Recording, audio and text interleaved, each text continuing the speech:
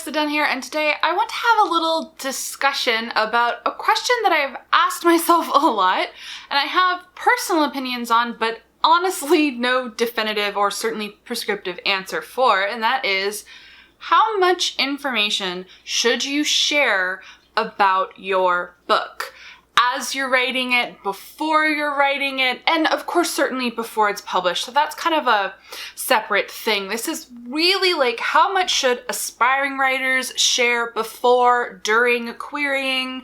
How much should you share of a book that hasn't sold anywhere yet or doesn't have firm publication plans, etc.? The question has come up a few times, and I've given advice about pitch contests before, so some of this might sound a little bit familiar, at least the reasons why I generally have shared very, very little about my ideas before they are announced as books that are going to be published. And even then, I still will withhold a lot of details because I don't want to spoil books before people read them. But it also came up on my recent live stream. Someone asked, could you do synopsis critiques? And I thought about it for a minute, and I kind of felt out my feelings about it on this stream, and we're going to talk about it here. And at the end of the day, I said, I don't really think that's a good idea because it can potentially backfire on you, the aspiring writer whose synopsis it is, by revealing your entire plot and essentially most of your ideas publicly. So the flip of this kind of is about the idea of book stealing, idea stealing. And I've also reassured people in the past that you shouldn't hyper-focus too much on someone's gonna steal my idea because it is so rare. Most of the time that is just a paranoid thought that has no basis in reality. But it does happen. I hesitate to admit that and talk about it because it'll scare a lot of people, and it really truly is very, very rare. However, it is the foundation of the reason why I generally don't share a lot of information about my books. So that is to say, the discussion I want to talk about some of my personal reasoning, some of the thoughts I have, some of the things I've seen to maybe help you figure it out for yourself, because it is ultimately a very individual choice, especially as we are writers who are on AuthorTube, many people blog, etc., or on Twitter, people who will tweet about their works, and it's like, how much is too much?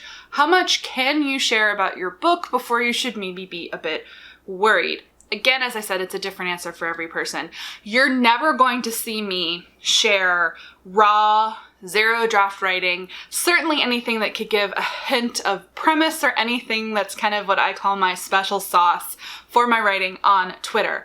I have friends who will share those sorts of excerpts in a tweet, but I am not going to do that. Partly because of like low-key embarrassment. It's so vulnerable to share draft writing publicly and for people to judge, basically. But also, I'm very secretive about my projects. So yeah, part of it is that I'm just private anyway about my creative stuff. I have a very small circle of very close friends, and I like telling them a lot of things. I like to confide in someone where I can just get excited about a project. But I worry about revealing too much because what if it changes? Discovery writing. What if I reveal too much and it comes back to haunt me? Indeed, what if someone cribs from something I am sharing? What if this has repercussions in my professional publishing career that I simply can't foresee? It's not even for a specific reason, but just a nebulous, just in case kind of thing. And just generally to that kind of embarrassment, vulnerability piece, it's very vulnerable to share your ideas, and I err on the side of just prefer not to get too specific publicly in something that potentially thousands of people could see. So if you've been with me for a while, I don't think I even mentioned that the Ivies, that the thriller I was working on was competitive college admissions and murder until I was partway done with it. And the reason I felt comfortable at that time, honestly, I probably wouldn't have gotten specific if it weren't for the federal scandal, but that happened and I was like, guess it's time to be a little more clear about what my book is about. I feel like that's around the time I started talking about it. My next book, which went on proposal this morning to my editor. All I've told you is that it's small town secrets. I might have thrown out the word gothic once or twice. I don't even know if I've mentioned that there's a dead homecoming queen. There is. And that's the thing, as books and projects evolve and they feel more tangible and real, I'll give slightly more nuggets, but I don't really want to reveal too much more beyond small town secrets book until it is real and tangible and it is sold. But even on my previous works, and this is where we're going to talk about what I call the special sauce, and we're going to talk about public pitching, and we're going to talk about idea stealing here. I've also told this story many times that I never publicly pitched Jane Eyre in Space, Brightly Burning, my debut, on purpose. This was a very purposeful decision that I made. I could have done, timing-wise, I think I could have been on time for Pitmad around the time that I was working on it. It wasn't quite done, but I probably could have done Pitmad. I decided not to, and I decided not to wait to query to do something like a public pitch thing because it was so high concept. And I felt that, well, two things. I'd left my previous agent as well. I also didn't want to publicly pitch because I didn't want it to be incredibly obvious that I'd left my agent. But it had such a sexy pitch, high concept. Original, but not original. And that's the way that I feel about most ideas. It's not like I was the first human to ever think of blank in space, a classic retelling in space, possibly even Jane Eyre in space. But in the moment, it was a wholly unique combination of things that felt like mine, but I was unagented. And so concept stealing, public pitching. Does it happen? Yes, it does. It is an extreme outlier, and of course it's never going to be the most scrupulous person who does it. However, I've seen a couple different situations, and I have seen it primarily from pitch contests. First of all, you cannot copyright an idea. You cannot copyright a high concept pitch. And in fact, a high concept pitch, so often it is like smashing cool comps together, and that's kind of like the ooh factor. Well, anyone could smash those two comps together and come up with a completely different execution. So often in the creative world, especially books, it is important who gets there first. And I basically didn't want to put my idea out there just in case I didn't get agented quickly, just in case I didn't sell quickly. Like once you sell a book, it is a lot more tacky for someone to copy you. It's going to be harder for them because you basically squatted on it and you got there first. But it meant if someone had seen that and had a spark of an idea, what if they'd been a published author? They could have sold that on proposal before I even got an agent. I have seen packagers, and here's the thing, it's rarely provable, and again, you can't copyright an idea. You certainly can't copyright super high concept pitches, especially where I've seen it. I've seen it where writers are clearly inspired by pop culture, a pop culture event. I'll tell you the two situations I'm thinking of. One was kind of a viral sensation meme-ish, and the other was inspired by a real-life thing that happened a few years ago, and they were giving it a YA spin. I saw/heard of those two different examples. The one that I heard of the author saying that someone had stolen their idea after they queried, and it's kind of like, but that was a viral sensation, and it's far more likely that two authors independently came up with the same similar concept. And this other one, I am fairly certain, because the pitch blew up, I later saw a book packager developing a similar idea. Not the same, but similar enough that I'm like, it's very possible they got that idea from the pitch. You will never know, but if an idea is precious to you, I think it is safer not to publicly pitch. Unless you have reasonable certainty, that you will get an agent quickly, that the work is ready, make sure it's ready and sellable, and that agent can squat on it for you, with you, and you can get there first. I honestly just didn't have the supreme confidence that I was gonna, let's say, pitch Jane Eyre in Space, I get an agent a week later and sell 3 weeks later. It took way longer than that from the time I queried, just because there was editing time that had to be put into it, and then we went on sub and it took a while. So my point is, I mean, I'm an overly cautious person, and you need to bear that in mind. That's why this is really me rambling about my personal feelings. So another thing about idea stealing and pitch stealing, the one other situation I saw, I side-eye it. When it is authors, I side-eye it. I know of a situation where someone didn't even pitch their book, but they did tweet publicly the comps for the project. And then I interestingly and mysteriously saw a completely different author with a different book use the exact same fairly unique comp set in a pitch contest. The tweet blew up. They sold their book with that comp set and basically peed on it. And the original author, who had originally developed a high concept work off of that unique comp set, they didn't sell their book. I don't know the skinny of what happened, but all I know is I'm pretty sure the other book basically stole all the thunder. It can happen. And at the end of the day, yeah, it's just a set of comps. It's not your literal book, but it's why you're not gonna see me tweeting all my best ideas. They're mine. I don't want anyone else to have them. Even if ultimately, because this is true, two people could be given the same base idea.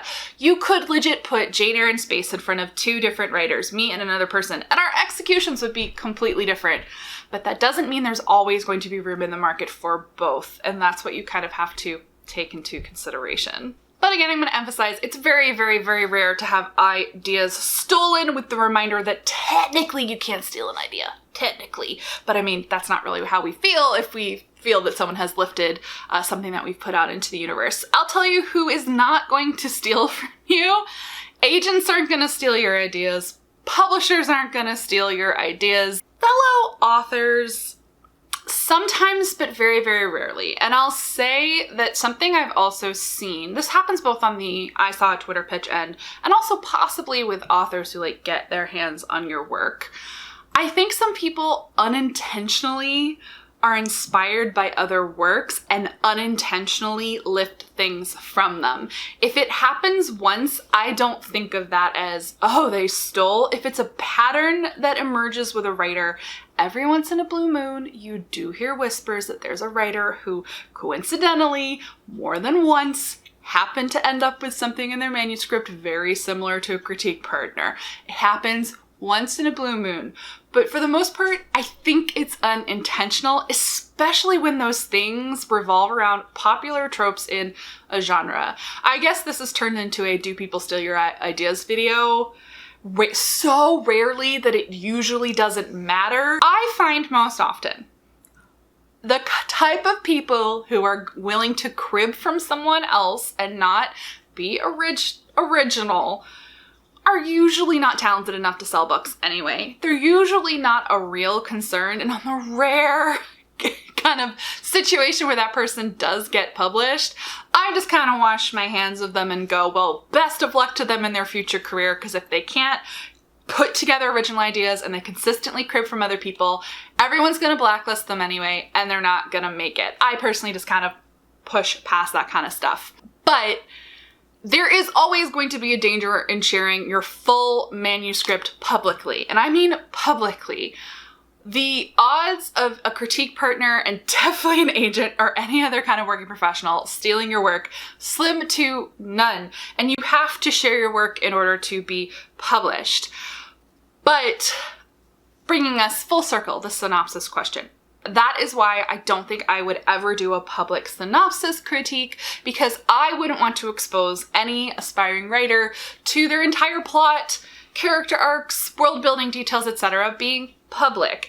Because you do, so this is beyond traditional publishing, you do hear stories about people ripping off other people's stories and putting them on Wattpad.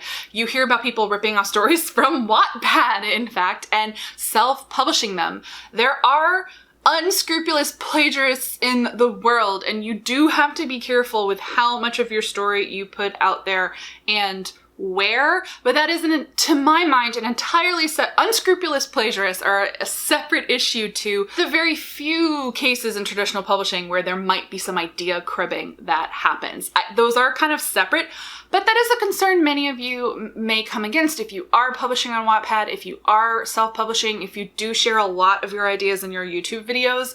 I personally would be very circumspect, especially just like plot details, like anything that is your special sauce. I know that's very like McDonald's Big Mac, but secret sauce, special sauce, I really do think of it that way. The things that are uniquely yours, the combination of tropes, the subversion of tropes, the character traits, the character arcs, the set pieces that you have that might come up in talking about a plot or talking about a synopsis, what have you. I would protect those as much as possible. And certainly as it comes to AuthorTube, I mean, you're just never going to see me sharing that level of detail about any of my projects that aren't published. Especially now that I am on the other side. I want to sell things on proposal. I want to keep things close to the vest until they're real. And so that clearly is the side I err on. However, where I think this discussion gets very, very interesting, I also consider this separate from sharing bits of your work for marketing, because you have to. So first of all, if you are self-publishing and you are on a schedule and you know that you can beat anyone to market who would even dare to steal from you, yeah, rock on. Screw them. Share as much as you want because you've got your routine down. And of course, as you are marketing, you should be sharing excerpts and saying more about the plot. But that's really like, I also talk a little bit more about my plots when I'm close to publication. It's real. The book is done. You can't take it from me. And that's when it's a little bit safer. So I guess really this is for aspiring writers. I say on the side of caution. Yeah, posting your query to a forum, because queries, that's only kind of set up. That is fine. Like I post on the Write On Con forums too. I don't think there's danger in that. Posting a query to Reddit, even a first page, a couple of pages for critique, I think that's fine because they're most often posted to like closed systems, so to speak. But once it's like social media, like Instagram, Twitter, YouTube, I very obviously just don't do that. It's a personal choice.